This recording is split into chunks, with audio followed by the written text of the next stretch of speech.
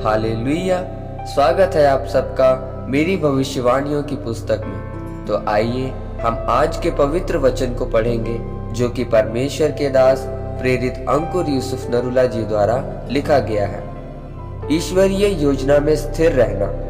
जैसा कि याकूब की पुस्तक अध्याय 1 उसकी 2 और 3 आयत में लिखा, जब तुम नाना प्रकार की परीक्षाओं में पड़ो तो इसको पूरे आनंद की बात समझो, यह जानकर कि तुम्हारे विश्वास के परखे जाने से धीरज उत्पन्न होता है। मेरे प्रियो, मुझे प्रभु यीशु मसीह को ग्रहण किए हुए 16 साल हो चुके हैं और अब ये मेरा परमेश्वर में 17वां साल है। 16 साल पहले मैंने बपतिस्मा लिया और प्रभु यीशु मसीह को अपना उद्धारकर्ता ग्रहण किया था। मेरे प्रियो, मसीही जीवन में चलना इतना आसान नहीं है, परंतु आप इसमें बने रहकर और परमेश्वर के साथ वफादारी में चलते हुए अपनी बुलाहट को पूरा करते और बढ़ते जाते हैं। जब आप बाइबल में दाऊद के बारे में पढ़ें तो लिखा है कि परमेश्वर ने उसको राजा होने के लिए चुना था। जब शमूएल भविष्यद्वक्ता यिशै के घर गया तो वह अपने सभी बेटों को उसके सामने करता गया और परमेश्वर सभी को अयोग्य करता गया। लेकिन जब दाऊद ले आया गया तो शमूएल ने उसके सभी भाइयों के बीच में उसका अभिषेक किया।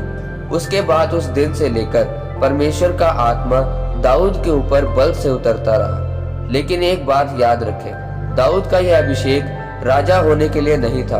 अगर आप ध्यान से बाइबल पढ़ें तो 2 शमूएल 2 की 3 आयत में लिखा है कि यहूदी लोगों ने उसका अभिषेक किया कि वह यहूदा घराने का राजा हो। उसके बाद जब आप 2 शमूएल 5 अध्याय उसकी 3 आयत को पढ़ें तो लिखा है कि सब इजरायली पुरनिये हेब्रोन में दाऊद राजा के पास आए और उन्होंने इजराइल का राजा होने के लिए दाऊद का अभिषेक किया। मेरे प्रियो, दाऊद का पहला अभिषेक शमूएल के द्वारा हुआ क्योंकि परमेश्वर की योजना उसके जीवन के ऊपर थी कि परमेश्वर उसे राजा बनाना चाहते थे। लेकिन अभिषेक पाने के बाद भी वह बहुत सालों तक जंगलों में रहा।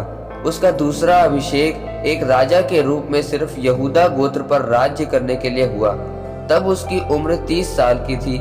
उसके 7 साल बाद इजरायली लोगों के द्वारा अभिषेक करके समस्त इजराइल के ऊपर उसे राजा नियुक्त किया गया। जब आप इस वचन पर ध्यान दें तो लिखा है कि दाऊद को राजा 30 साल की उम्र में बनाया गया।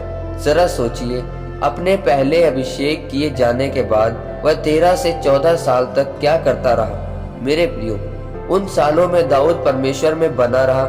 जंगलों में कठिनाइयों में रहने के बाद भी वह परमेश्वर की योजना को अपने जीवन में पूरी होने की बाट जोहता रहा। ये जानते हुए भी कि परमेश्वर उसे राजा होने के लिए चुना है, वह मुसीबतों का सामना करते हुए परमेश्वर में चलता रहा। मेरे प्रियो, आज जब एक विश्वासी परमेश्वर में आता है तो परमेश्वर उसके चुनाव के साथ उसका पहला अभिषेक करता है। जिस तरह अगर आप कुरिन्थियों को पढ़ें तो लिखा है कि आप अभिषिक्त हैं ताकि आप परमेश्वर की योजनाओं को पूरा कर सकें।